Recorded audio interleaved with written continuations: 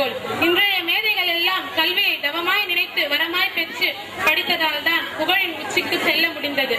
கல்வியை வாரமாய் நினைத்தவர்கள் கூட இன்று வியாபாரமாக்கி விற்று கொண்டிருக்கிறார்கள்.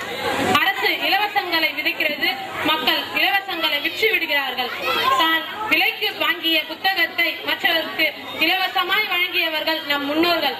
ஆனால் நாம் இலவசமாய் கிடைத்த புத்தகத்தை விலைக்கு விற்று வீடு திரும்புகிறோம். தான் பெற்ற கல்வியை பிறருக்கு இலவசமாய் வழங்கும் போதுதான் அறிவு அது அபிவிருத்தியாக. நாம் மரித்த பிறகு சொர்க்கவாசல் திறக்கும், நரகவாசல் நசுக்கும் என நம்பிக்கொண்டிருப்பதுதான் அறியாமை. ஆனால் மரணத்திற்கு பிறகு நிகழ்வது என்ன என்று உணரச் செய்வது அறிவு. அந்த அறிவை உனக்கு அறிய செய்வது படிப்பு. எனவே கல்வியின் அவசியத்தை உணர்ந்து உன்னை நீ அறிந்து உலகம் உன்னை பாராட்ட பயணப்படு. படிக்கும் ஆர்வம் கொழுந்துவிட்டு எரிந்தால்தான் உனக்குள் அறிவின் ஞானம் கொழுந்துவிடும். இல்லை என்றால் அறியாமை தீயில் விழுந்துவிடும். இல்லாமை இருந்துவிட்டால் உயிர் மட்டும்தான் போகும். கல்லாமை இருந்துவிட்டால் உயிரோடு சேர்ந்து உணர்வும் சாகும். உழைத்தால் உயர்வை அடையலாம், படித்தால் ஞானத்தை அடையலாம். படி, படிப்படியாய் படி, பல்கலைக்கழகங்கள் வியக்கும் வண்ணம் படி. உழைப்பால் உயர்ந்தவர்கள் ஒரு சிலரே, ஆனால் படிப்பால் உயர்ந்தவர்கள் பல கோடி. வாழ்க்கையில் ஒரு பிடிப்பு தேவை என்றால் அதற்கு படிப்பு அவசியமே. நிலச்சோறு ஊட்டியதோடு தாயின் கடமை முடிந்தது. ஆனால் இனி நிலவில் சோறு சமைப்பது அவரவர் அறிவில்தான் உள்ளது. நிலச்சோறு ஊட்டியதோடு தாயின் கடமை முடிந்தது. ஆனால் இனி நிலவில் சோறு சமைப்பது அவரவர் அறிவில் தான் உள்ளது. சொல்லித் தந்ததோடு ஆசிரியர் கடமை முடிந்தது. ஆனால் அவர்கள் அப்துல் கலாமாக மாறுவது அவரவர் உழைப்பில் தான் உள்ளது. சொல்லித் தந்ததோடு ஆசிரியர் கடமை முடிந்தது. ஆனால் அவர்கள் அப்துல் கலாமாக மாறுவது அவரவர் உழைப்பில் தான் உள்ளது.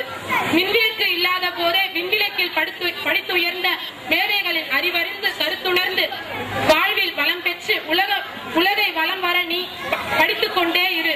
அரிசியை அளக்க படியால் தான் முடியும். உன் அறிவை அளக்க படிப்பால் தான் முடியும். இனியாவது விழித்திடு. உண்பதும் உறங்குவதும் தான் உன் வேலை என்றால் அதை நேற்று பிறந்த குழந்தையே செய்து விடுகிறது.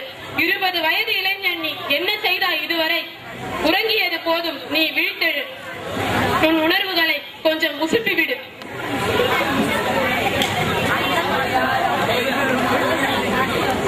கண் மூடி தூங்கினால் உன் கனவுகள் களவாடப்படும், கவனமாயிரு.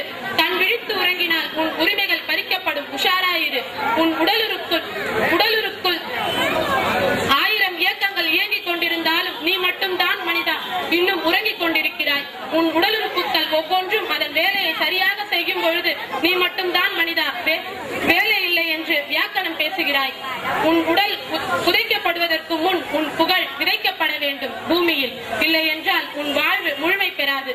முழுமை பெறாத யாவும் ஊனமாகத்தான் எடுத்துக் கொள்ளப்படும். இவ்வுலகில் இதில் உன் வாழ்வு மட்டும் என்ன விதிவிலக்கா? பெருக்க வேண்டிய அறிவை வளர்க்க வேண்டிய நீ நறுக்க வேண்டிய நகத்தை வளர்த்து விடுகிறாய். இது அறியாமையா இல்லை அலட்சியமா என்பதை நீயே முடிவு செய்து கொள். விழித்தெழு மனிதா, விழித்தெழு. உதவாது இனியொரு தாமதம். விழிகள் மூடி உறங்கியது போதும், விழிகள் திறந்து விடியலை காண். உதவாது இனியொரு தாமதம். விழித்தெழு. நன்றி. வாய்ப்புகள் தேடி முயற்சிக்கும் முதலடியே தன்னம்பிக்கை. உன் முதுகில் தட்டி கொடுக்கும் ஒவ்வொரு முறையும் உன்னை